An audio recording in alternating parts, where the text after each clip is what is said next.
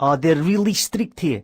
I wouldn't be surprised if we have about 20 police officers with sniffer dogs on board shortly. So what is it they're looking for? Drugs?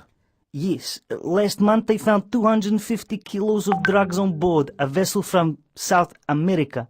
Was it heroin? It was mainly cannabis, but they found a small amount of cocaine too.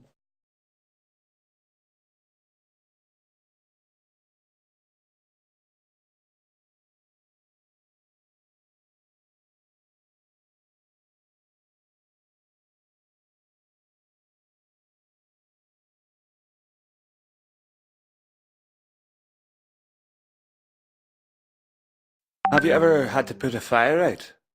Just a small one. It was when I was working on a dry cargo vessel 3 years ago. The motorman left a cigarette burning in the mess room while he went to get a coffee.